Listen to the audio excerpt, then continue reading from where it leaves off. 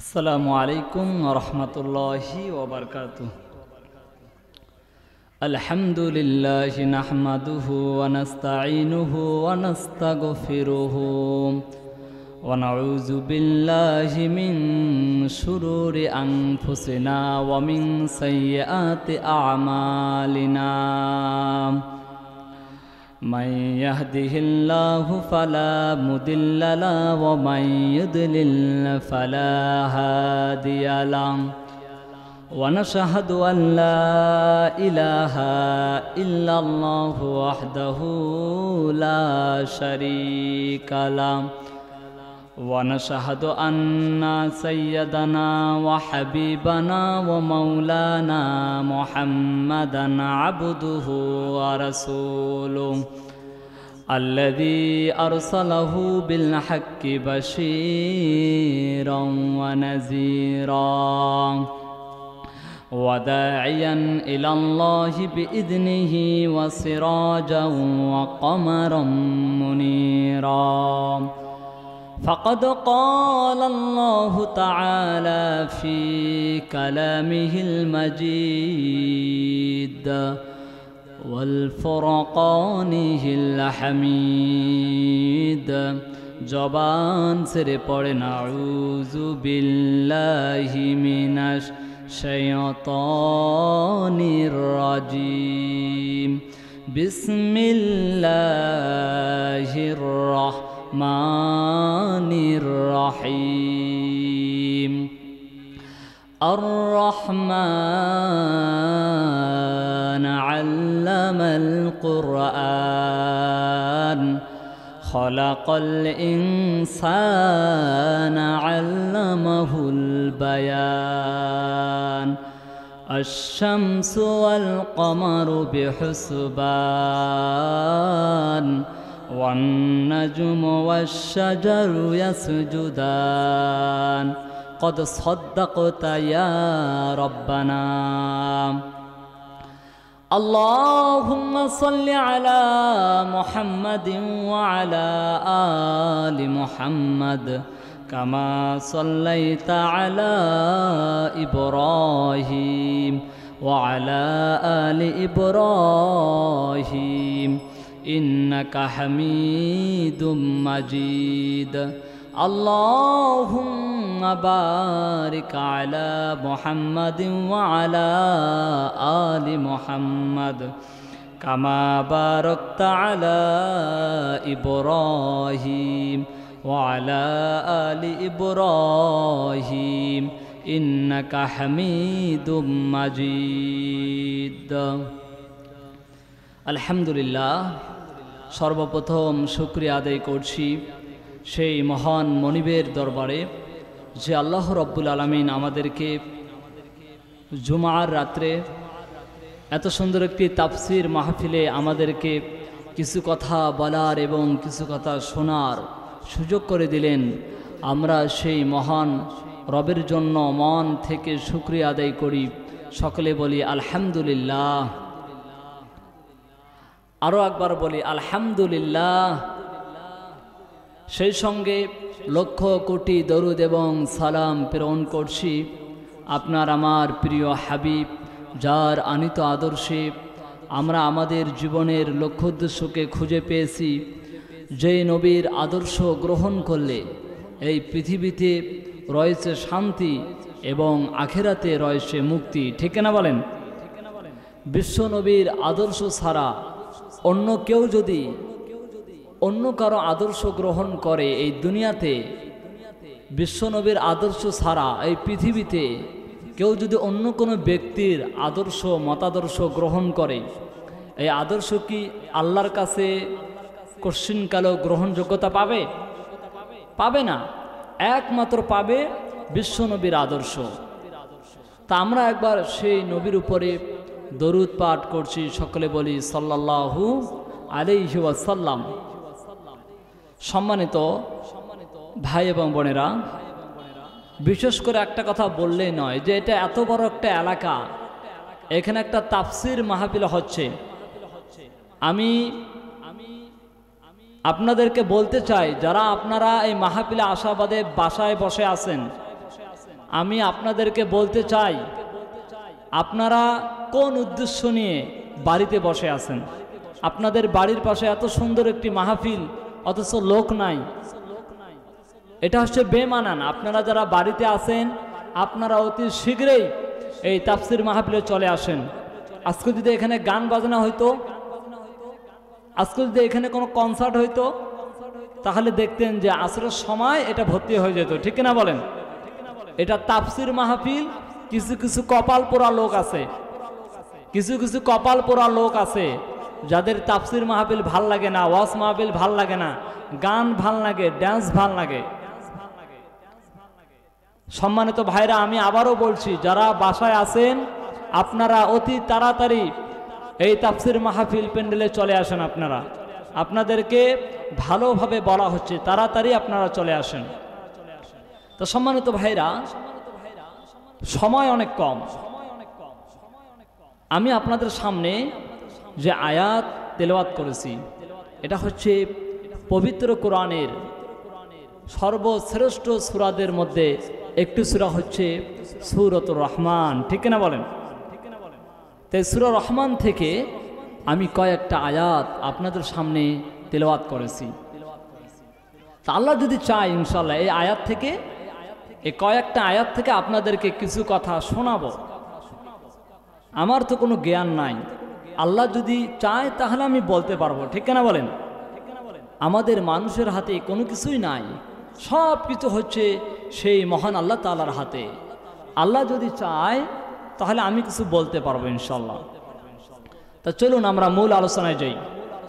রব্বুল আলামিন বলেন, আর রহমান আল্লামাল কুরআন খালাকাল ইনসান আল্লামাহুল বায়ান। আল্লাহু আকবার বলেন। তিনি হচ্ছেন সেই দয়াময়। আল্লাহ কি? আল্লাহ কি? আল্লাহ হচ্ছেন দয়াময়। তার দয়ার কি কোনো শেষ আছে? শেষ নাই। আমরা আল্লাহর কাছে প্রত্যেক দিন কত অন্যায় করি। আমাদের অন্যায় আল্লাহর কাছে হচ্ছে এক ফোঁটা পানির মতো, ঠিক না বলেন? আর আল্লাহর দয়ার সাগর সমুদ্রের চেয়ে অনেক বেশি, যার কারণে সেই মহান আল্লাহ তাআলা আমাদেরকে ধ্বংস করে দেন না, ঠিক না ভাই? আমাদেরকে যার কারণে তিনি ধ্বংস করে দেন না, কারণ তার দয়ার সাগর অনেক বেশি। আর রহমান, দয়াময় সেই আল্লাহ। এটাকে বলা হয়েছে, এই দয়াময় বলতে বোঝানো হয়েছে এই দুনিয়াতে আল্লাহ রাব্বুল আলামিন সবার উপরে দয়া এবং ইহসান করেন, ঠিক না বলেন? যেমন আমরা দেখতে পারি এই দুনিয়ার বুকে আল্লাহ রাব্বুল আলামিনের যারা ইবাদত করে, আল্লাহ রাব্বুল আলামিন তাদেরকেও খেতে দেন। আল্লাহ রাব্বুল আলামিনের যারা ইবাদত করে না, আল্লাহ রাব্বুল আলামিন তাদেরকেও খেতে দেন, ঠিক না বলেন?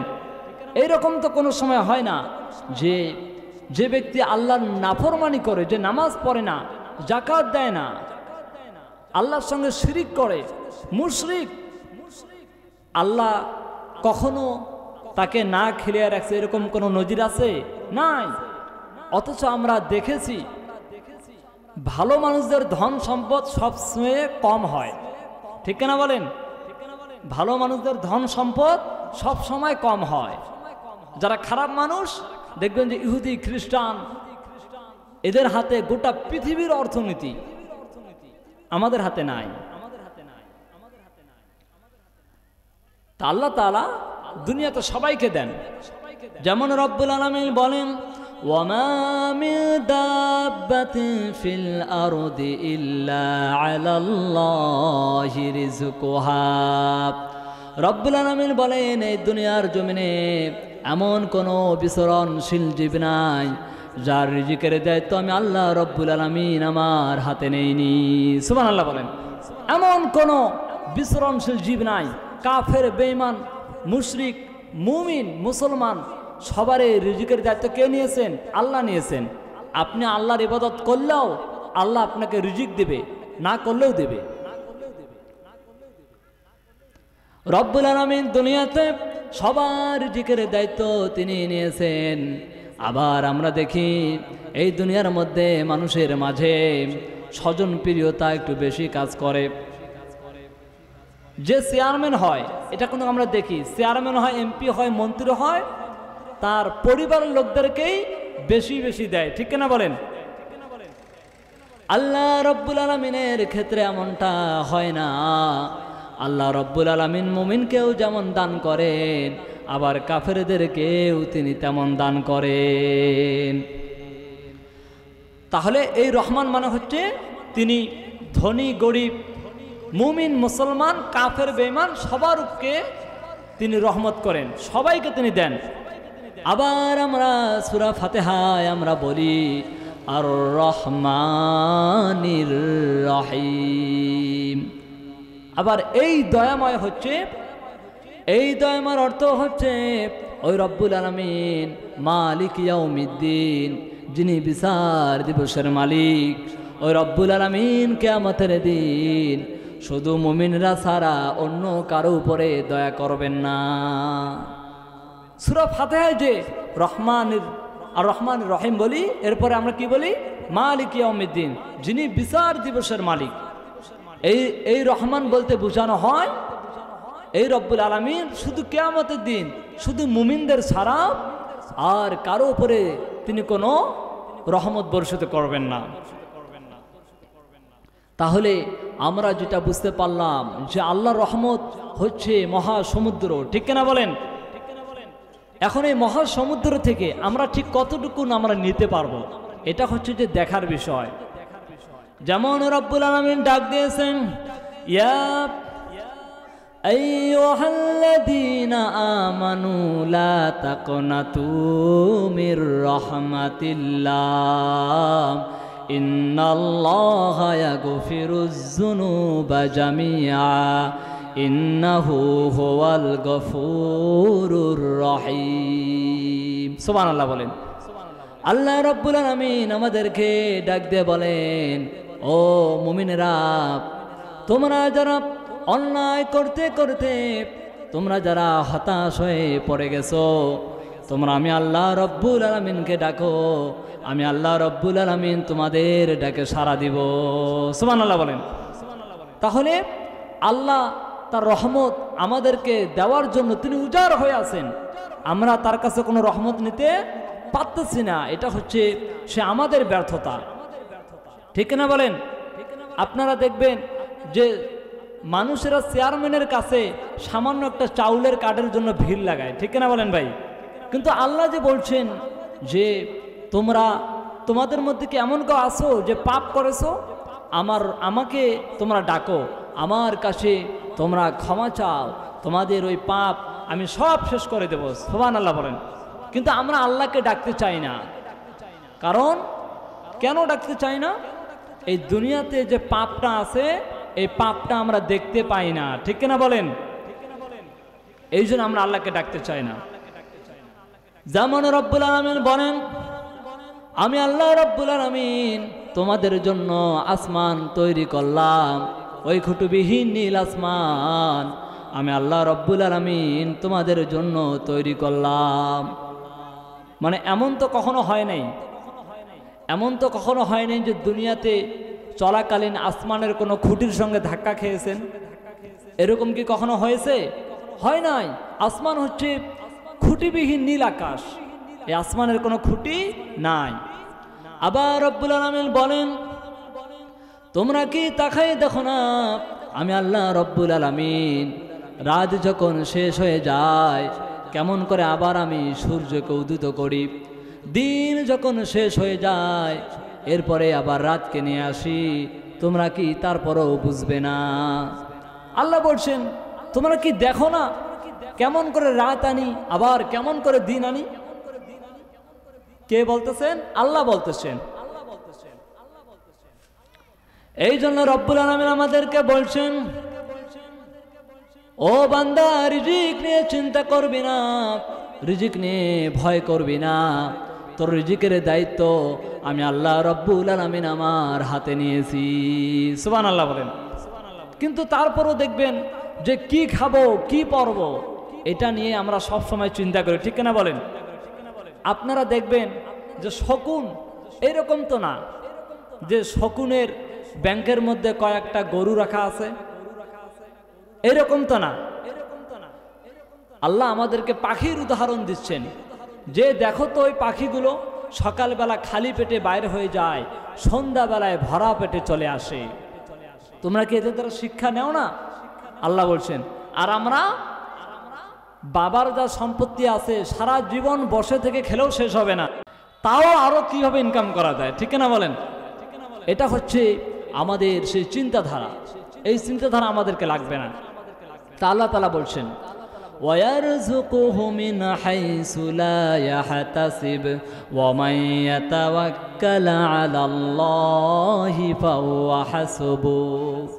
আল্লাহ বলছেন যে তোমরা রিজিক নিয়ে চিন্তা করো না, আমি তোমাদেরকে এমন জায়গা থেকে রিজিক দান করব তোমরা কল্পনাও করতে পারবে না। সুবহানাল্লাহ বলেন। তাহলে এরপরে রব্বুল আলামিন বলেন আর রহমান, এরপরে রব্বুল আলামিন বলেন আল্লামাল কোরআন, যে রব্বুল আলামিন মানুষদেরকে কোরআন শিক্ষা দিয়েছেন। সুবহানাল্লাহ বলেন। এই যে আমি যে কোরআন থেকে কথা বলছি, আমাকে এটা কে শিক্ষা দিয়েছেন? আল্লাহ শিক্ষা দিয়েছেন। আল্লামা সাঈদীকে কোরআন শিক্ষা কে দিয়েছিলেন? আল্লাহ শিক্ষা দিয়েছিলেন। যার কারণে তিনি যখন কথা বলতেন দল মত নির্বিশেষে মানুষ তার কথা শুনতো। মিজানুর রহমান আল আজহারীকে কোরআনকে শিক্ষা দিয়েছেন, আল্লাহ শিক্ষা দিয়েছেন, যার কারণে সবাই তার কথা শুনে। এই জন্য রব্বুল আলামিন বলছেন আল্লামাল কোরআন, আমি আল্লাহ রব্বুল আলামিন তোমাদেরকে কোরআন শিক্ষা দিলাম। আল্লাহ বলছেন যে আমি তোমাদেরকে কোরআন শিক্ষা দিলাম, কিন্তু আজকে তো আমরা কোরআন পারি না, আমরা এটাও জানি না যে আসলে কোরআন কি জিনিস, ঠিক না বলেন?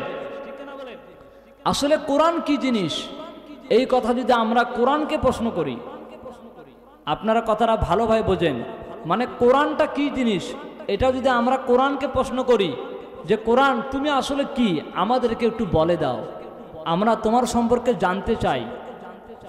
আমরা যদি কোরআনকে বলি ও কোরআন এই দুনিয়ার জমিনে আসার আগে তুমি কোথায় ছিলে, কোরআন আমাদেরকে বলবে বাল হুয়া কুরআনুম মাজিদুম ফি লাওহিম মাহফুজ। এই কোরআন দুনিয়াতে আসার আগে এই কোরআন লাওহে মাহফুজে সংরক্ষিত একটি কিতাব ছিল। তাহলে আমরা কোরআনকে কি বললাম? কোরআন এই পৃথিবীতে আসার আগে তুমি কোথায় ছিলে? কোরআন আমাদেরকে বলল ফি লাওহিম মাহফুজ, এই পৃথিবীতে আসার আগে এই কোরআন ছিল ওই লাওহে মাহফুজে, ঠিক না বলেন? এবার যদি আমরা বলি ও কোরআন বুঝলাম তুমি লাওহে মাহফুজে ছিলে, এখন তুমি বলো এই দুনিয়াতে তুমি কার মাধ্যমে আসলে? কোরআন আমাদেরকে বলবে কুল মা কানা আদুওয়াল লিজিবরিল ফাইন্নাহু নাযালাহু আলা কলবিকা বিইذনিল্লাহ। কোরআন আমাদেরকে বলবে আমি লাওহে মাহফুজ থেকে জিবরাইল আলাইহিস সালাতু সালাম এর মাধ্যমে বিশ্বনবীর উপরে নাজিল হয়েছে। সুবহানাল্লাহ বলেন। এবার যদি আমরা কোরআনকে বলি ও কোরআন বুঝলাম তুমি মুহাম্মাদের উপরে নাজিল হয়েছো, এবার তুমি বলো তুমি কোন মাসে নাজিল হয়েছো? কোরআন আমাদেরকে বলবে শাহরু রমাদানাল্লাযী উনজিলা ফীহিল কুরআন হুদাল লিন-নাসি ওয়া বাইয়িনাতিম মিনাল হুদা ওয়াল ফুরকান। সুবহানাল্লাহ বলেন। কোরআন আমাদেরকে বলছে আমি কোন মাসে নাজিল হয়েছি এটা কি তোমরা জানতে চাও? কোরআন বলছে আমি রমজান মাসে নাজিল হয়েছি। সুবহানাল্লাহ বলেন। আর এটা হচ্ছে কি মানুষের জন্য হিদায়াত, আর এটা হচ্ছে সত্য মিথ্যার পার্থক্যকারী। এবার যদি আমরা কোরআনকে বলি ও কোরআন বুঝলাম তুমি রমজান মাসে নাজিল হয়েছো, এবার তুমি বলো দিনে রাতে নাজিল হয়েছো নাকি রাতে নাজিল হয়েছো? আমরা তো কোরআনকে বলতেই পারি আমরা বুঝলাম তুমি বললে তুমি রমজান মাসে এসেছো, এবার তুমি বলো তুমি দিনে নাজিল হয়েছো নাকি রাতে নাজিল হয়েছো। কোরআন আমাদেরকে এ কথার উত্তর দিয়েছেন, সুবহানাল্লাহ বলেন। কোরআন আমাদেরকে বলবে ইন্না আনজালনাহু ফি লাইলাতিল কদর, মহামান্বিত কদরের রাত্রিতে এই কোরআনকে নাজিল করা হয়েছে, সুবহানাল্লাহ। এবার যদি আমরা কোরআনকে বলি ও কোরআন বুঝলাম তুমি কদরের রাত্রিতে নাজিল হয়েছো, এবার তুমি বলো তুমি কেন নাজিল হয়েছো। কোরআন আমাদেরকে বলবে মা কানা ইনদাল্লাহি মিনাল্লাহি মিন নূরিন ওয়ালা কিতাবিম মুবিন। কোরআন বলছে যে আল্লাহর পক্ষ থেকে দুইটা জিনিস তোমাদেরকে দেওয়া হয়েছে, একটা হচ্ছে নূর মুহাম্মদ সাল্লাল্লাহু আলাইহি সাল্লাম, আর একটা হচ্ছে আল্লাহর কিতাব, সুবহানাল্লাহ বলেন। কোরআন বলবে এই দুনিয়াতে আমার আসার কারণটা হলো এই দুনিয়াতে অন্ধকারের রাস্তা থেকে মানুষগুলোকে আলোর পথে নিয়ে আসার জন্য আমি কোরআন নাজিল হয়েছি, এই জন্য আমি এসেছি। এই কোরআনকে কেন নিয়ে আসা হয়েছে? অন্ধকারের রাস্তা থেকে আলোর পথে নিয়ে আসবে মানুষদেরকে। তা আমরা যদি এই কোরআন না পড়ি তাহলে কি আমরা অন্ধকারের রাস্তা থেকে আলোর পথে আসতে পারবো আমরা? হ্যাঁ চাচা, পারবো না। আজকে আপনারা দেখেন, আমি আপনাদের একটা উদাহরণ দেই। আমি ওঠার আগে আগে একটা বাচ্চা ছেলে যে মানে সূরা ফিল যে তিলাওয়াত করে আপনাদেরকে শোনালো, ওর বয়স কিন্তু বেশি হবে না, 4 থেকে 5 বছর হবে। ও যে সূরা ফিলটা তিলাওয়াত করলো কত সুন্দর সহিভাবে তিলাওয়াত করলো। আর আমি যদি আপনাদেরকে অনেককে প্রশ্ন করি, আপনারা অনেকেই আছেন যারা সূরা ফাতিহাটাও নির্ভুলে শোনাতে পারবেন না, ঠিক কিনা বলেন? এত বয়স হয়ে গেছে তারপরও পারবেন না। আরে ছোট্ট বাচ্চাটা পারলো, এর কারণটা কি? ওর বাবা হচ্ছে একজন কোরআনের হাফেজ এবং একজন আলেম। ও মা বাবার কাছ থেকে শিখেছে, ঠিক কিনা বলেন? ও কোরআনের সঙ্গে থাকে, যার কারণে মা বাবার কাছ থেকে শিখতে পেরেছে। আর আমরা কোরআনের সঙ্গে নাই, আমাদের মা বাবারা তো আমাদেরকে কোরআন শিক্ষা দেয় না, ঠিক কিনা বলেন? আমাদেরকে বিভিন্ন ধরনের কার্টুন শিখায়, ড্যান্স শিখায়, গান শিখায় না। দেখবেন যে বাবা যখন টিভির মধ্যে নাচ দেখতেছে, ছোট্ট ছোট্ট ছেলেমেয়ে যখন আসে ওদেরকে ভাগায় দেয় না, ওদেরকে নিয়ে সহ দেখতেছে, ঠিক না বলেন? তা আপনারা বলেন ওই ছেলেমেয়ে গান শিখবে নাকি কোরআন শিখবে? এটা হচ্ছে আমাদের অধঃপতনের একটা কারণ। আমরা কোরআন পারি না। আমরা মনে করি এই কোরআনকে আমরা আমাদের মা বোনদেরকে উদ্দেশ্য করে বলতেছি, কতদিন আগে যে একটা কাপড়ে বাঁধাই করে উপরে রেখে দিয়েছে, ঠিক কিনা বলেন? ঘুন পোকা সব খেয়ে ফেলেছে, তারপরে কোনো হদিস নাই। আবার দেখি যে মাঝে মাঝে কিছু লোকজন আসে, এসে বলে হুজুর এই কোরআন শরীফটা আপনার মসজিদে রাখেন কেন? আপনার বাসায় একটা টিভির জায়গা হয়, সব কিছুর জায়গা হয়, আল্লাহর এই কোরআনটার জায়গা কি আপনার বাসায় হয় না? কাছে হুজুর পড়া হয় না। তা আপনারা যদি না পড়েন এটা কার দোষ? অনেকে আছে, আমি নাম ধরে বলতে পারবো ইনশাল্লাহ, যে আসি আমাকে বলছে যে হুজুর এই কোরআনটা মসজিদে রাখেন। তখন আমি আফসোস করি, আহারে তার বাসায় টিভি থোয়ার জায়গা হয়, কত কিছু থোয়ার জায়গা হয়, আল্লাহর এই কোরআনটা তার বাসায় জায়গা পেল না। তোমার মতো কপাল পোড়া মুসলমান আল্লাহর জমিনার একটা অনেক, ঠিক কিনা বলেন? এটা হচ্ছে আমাদের এই যে অধঃপতনের কারণ। কোরআন পড়বেন। বিশ্বনবী বলেন যার মধ্যে কোরআনের কোনো জ্ঞান নাই ওই ব্যক্তি হচ্ছে একটা উজাড় ঘর, মানে পুরাতন বাড়ি ফেলায় রাখলে ভূত জিন ওই বাড়ির মধ্যে থাকে কি থাকে না। তদ্রূপভাবে যার মধ্যে কোরআনের কোনো জ্ঞান নাই ওই ব্যক্তি অন্তরের মধ্যে শয়তান বাধা বাঁধে, বাসা বাঁধে তার অন্তরে। এই জন্য আমার ভাইরা আমি সকলকে আহ্বান করব, ও আমার বোনেরা, আপনারা কোরআন পড়বেন। কোরআন পড়ার অর্থ হচ্ছে আল্লাহ রব্বুল আলামিনের সঙ্গে কথা বলা, আর হাদিস পড়ার অর্থ হচ্ছে বিশ্ব নবীর সঙ্গে কথা বলা। আজকের উপস্থিত জনতাকে, আলেম ওলামা সহ মা বোনদেরকে আমি বলতে চাই, কোরআন পড়ুন, কোরআন পড়ুন, কোরআন দিয়ে সমাজ গড়ুন, কোরআন দিয়ে পরিবার গড়ুন। কোরআনের মতো নিয়ামত আর নাই। এই জন্য কোরআন পড়ুন। আপনারা কোরআনের কত বড় সম্মান, এটা আমি আপনাদেরকে একটা উদাহরণ দেই। সম্মানিত ভাইরা, পৃথিবীর সকল বই যদি আপনি পায়ের নিচেও রাখেন, কোরআন কি কখনো আপনি রাখতে পারবেন? হ্যাঁ, পারবেন না। কোরআন তো রাখতে পারবেন না।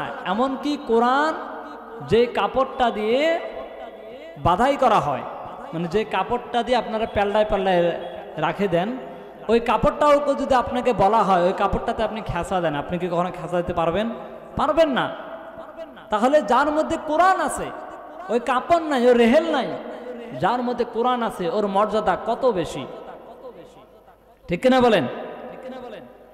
এই জন্য কোরআন পড়বেন। এরপরে রব্বুল আলামিন বলেন, খলাকাল ইনসানা আল্লামাহুল বায়ান। আল্লাহ রব্বুল আলামিন বলেন, আমি আল্লাহ রব্বুল আলামিন মানুষ সৃষ্টি করলাম। আমাদেরকে সৃষ্টি করেছেন কে? আপনারা আরো জানেন, আমাদেরকে সৃষ্টি করেছেন কে? আল্লাহ বলছেন যে আমি মানুষ সৃষ্টি করলাম। এখন যদি বলেন যে আমাদেরকে কেন সৃষ্টি করা হয়েছে, এর উত্তরও কোরআন ১৫০০ বছর আগে দিয়ে দিয়েছে। সুবহানাল্লাহ বলেন।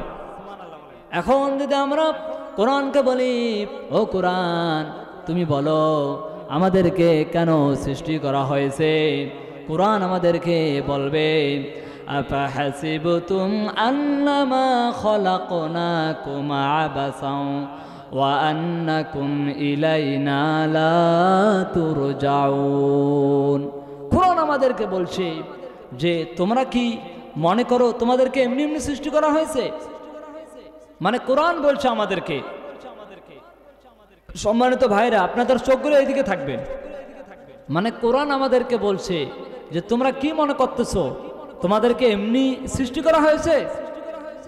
এবার যদি আমরা কোরআনকে বলি, ও কোরআন বুঝলাম আমরা এমনি সৃষ্টি হয়নি, এবার তুমি বলো আমাদেরকে কেন সৃষ্টি করা হয়েছে?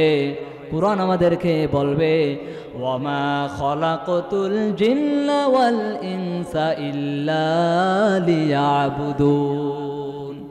কোরআন বলছে তোমাদেরকে জিন এবং ইনসানকে সৃষ্টি করা হয়েছে একমাত্র আল্লাহর দাসত্ব করার জন্য। সকলে বলে সুবহানাল্লাহ।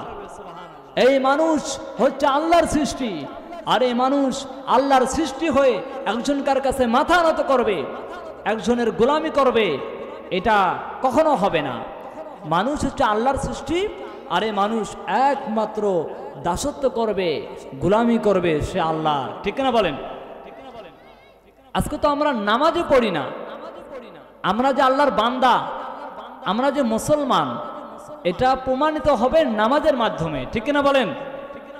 যেমন কালিমা হচ্ছে ইমানের স্বীকৃতি, আর সলাত হচ্ছে ইমানের বহির্প্রকাশ। এই সলাতের মাধ্যমে মানে বোঝা যাবে যে আপনি মুসলমান না আপনি কাফের। ঠিক না বলেন? আপনি যদি সলাত আদায় না করেন তাহলে মুসলমান বলে নিজেকে দাবি করার কোনো হক আপনার নাই। কাফের এবং মুমিনের মধ্যে পার্থক্য হচ্ছে সলাত। এই সলাত বলে দিবে আমরা মুসলমান না আমরা অমুসলিম। রব্বুল আলামিন বলেন, কুল ইন্না সলাতি ওয়া নুসুকি ওয়া মাহইয়ায়া ওয়া মামাতি লিল্লাহি রাব্বিল আলামিন। বলছেন তুমি বলো তোমার নামাজ, আমার কুরবানি, আমার জীবন, আমার মরণ সব কিছু আল্লাহ তাআলার জন্য। সব কিছু কার জন্য হবে? আল্লাহর জন্য হবে। আপনি ঈমান আনার পর সকল দিক থেকে মুখ ঘুরাইয়া একমাত্র আল্লাহর দিকে মুখ ঘুরাইতে হবে। যেমন রব্বুল আলামিন বলেন, ইন্নী ওয়াজ্জাহতু ওয়াজহিয়া লিল্লাযী ফাতারাস সামাওয়াতি ওয়াল আরদি হানিফাও ওয়া মা আনা মিনাল মুশরিকিন। তুমি বলো সকল দিক থেকে, নিশ্চয় সকল দিক থেকে মুখ ঘোরাইয়া আমি সেই মহান রবের দিকে মুখ ঘোরাইলাম, যিনি আসমান এবং জমিনের স্রষ্টা, যিনি এই মহাবিশ্বের সৃষ্টিকর্তা, সেই রবের দিকে আমার মুখ ঘোরাই দিলাম। আচ্ছা বলেন তো, এই সালাত এটা আমাদের জন্য ভালো না খারাপ ভাই? আমরা যদি বলি, আমরা যদি কোরআনকে প্রশ্ন করি, কোরআন আমরা যে সালাত পড়ব, আমরা নামাজ আদায় করলাম, আমরা বুঝলাম যে নামাজ আদায় করে আখিরাতে আমরা জান্নাত পাবো, কিন্তু দুনিয়াতে আমাদের লাভটা কি? কোরআন আমাদের উত্তর দিচ্ছে, সুবহানাল্লাহ বলেন। কোরআন আমাদেরকে বলবে ইন্নাস সালাতা তানহা আনিল ফাহশাই ওয়াল মুনকার। আল্লাহ রাব্বুল আলামিন বলেন, নিশ্চয় সালাত মানুষদেরকে সকল রকম অশ্লীলতা থেকে রক্ষা করে। সুবহানাল্লাহ বলেন। আজকে আমরা যতই বলি যে চুরি বন্ধ করতে হবে, আমার ছেলেকে যতই ওয়াজ করি, বাবা মদ খেও না, গাঞ্জা খেও না, নামাজ পড়ো, আপনার হিদায়াত পাবে না, ঠিক কিনা বলেন? কারণ আমাদের সমাজে নামাজ পড়ি আমরা, নামাজ কায়েম নাই, ঠিক কিনা বলেন? নামাজ যদি আজকে কায়েম থাকতো, তাহলে আপনি নামাজ না পড়লে আপনার জেল হইতো, আপনার শাস্তি হইতো। আল্লাহ বলছেন যে নামাজ আমাদেরকে অশ্লীলতা থেকে বাঁচায়, যত রকমের খারাপ কাজ আছে, খারাপ কথা আছে, সকল কিছু থেকে এই নামাজ আমাদেরকে রক্ষা করবে। আমরা নামাজ পড়ার পরেও মিথ্যা কথা বলি, নামাজ পড়ার পরেও আমরা মানুষকে ঠকাই। এখন বলেন, এটা দোষ কি আমাদের নাকি নামাজের? দোষ আমাদের, কারণ নামাজে আমরা যদি দাঁড়াই, আমাদের মন তো নামাজে থাকে না, ঠিক কিনা বলেন? নামাজ আমরা ওইভাবে আদায় করতে পারি না, যার কারণে নামাজের যেটা সুফল, এই সুফলটা আমরা পাই না। তা নামাজ আমাদেরকে রাষ্ট্রীয়ভাবে কায়েম করতে হবে। যেমন রব্বুল আলামিন বলেন, আল্লাযীনা ইম্মাক্কান্নাহুম ফিল আরদি আকামুস সালাতা ওয়া আতাউয যাকাতা ওয়া আমারু বিল মারুফি ওয়া নাহাউ আনিল মুনকার। আল্লাহ বলছেন, যখন আমি মুমিনদেরকে ক্ষমতা দান করি, আল্লাহ কি বলছেন? যখন আমি মুমিনদেরকে ক্ষমতা দান করি, রব্বুল আলামিন বলেন, এই মুমিনরা ক্ষমতা পাওয়ার সঙ্গে সঙ্গে তারা সমাজের মধ্যে নামাজ প্রতিষ্ঠা করবে, তারা যাকাত আদায় করবে, সৎ কাজের আদেশ করবে, তারা অসৎ কাজ থেকে মানুষদেরকে নিষেধ করবে। আল্লাহ বলছেন যে মুমিনদেরকে ক্ষমতা দিলেই মুমিনরা এই 4টি কাজ করবে। 1 নম্বরে কি? নামাজ প্রতিষ্ঠা করবে, সমাজে রাষ্ট্রে তারা নামাজ প্রতিষ্ঠা করবে। 2 নম্বরে তারা যাকাত চালু করবে। 3 নম্বরে তারা সৎ কাজে আদেশ করবে, আর 4 নম্বরে অসৎ কাজে তারা বাধা দেবে। সম্মানিত ভাইরা, নামাজ যদি সমাজে কায়েম থাকে, নামাজের আইন যদি চালু থাকে, তখন আর আপনাকে বলা হবে না দুলুমিয়া তুমি নামাজ পড়ো, তখন আর অনুরোধ করা হবে না, তখন পিটাইয়া আপনাকে নামাজ পড়ানো হবে, ঠিক কিনা বলেন? তখন আর আপনাকে পা ধরতে হবে না আমাদের, তখন আর আপনাকে বুঝাইতে হবে না, তখন শুধু লাঠি চার্জ হবে, যখন ইসলাম কায়েম হবে। তখন নামাজের আইন এই বাংলাদেশের মধ্যে চালু হবে, তখন কাউকে আর বলা হবে না যে তোমরা নামাজ পড়ো, তখন তার উপরে শাস্তি প্রয়োগ করা হবে। এরপরে রব্বুল আলামিন বলেন, আল্লামাহুল বায়ান, আমি আল্লাহ রব্বুল আলামিন তো তোমাদেরকে কথা বলা শিক্ষা দিলাম। আমরা যখন জন্মগ্রহণ করেছি, আমরা কথা বলতে পারতাম না, ক্ষুধা লাগলেও কান্না করতাম, আবার খুশি লাগলেও কান্না করতাম, ঠিক কিনা বলেন? কোনো কথা বলতে পারতাম না, আমাদের মনের ভাব আমরা মা বাবাদের সামনে প্রকাশ করতে পারতাম না। কিন্তু আল্লাহ তাআলা বলছেন যে আমি তোমাদেরকে কথা বলার শিক্ষা দিলাম। এরপরে রব্বুল আলামিন বলেন, মা ইয়ালফিযু মিন কওলিন ইল্লা লাদাইহি রাকীবুন আতীদ। এই মানুষেরা এমন কোনো কথা বলে না যে কথাগুলো ফেরেশতারা রেকর্ড করে না রাখে। মানুষের প্রত্যেকটা কথায় আল্লাহ রব্বুল আলামিন রেকর্ড করে রেখে দেন।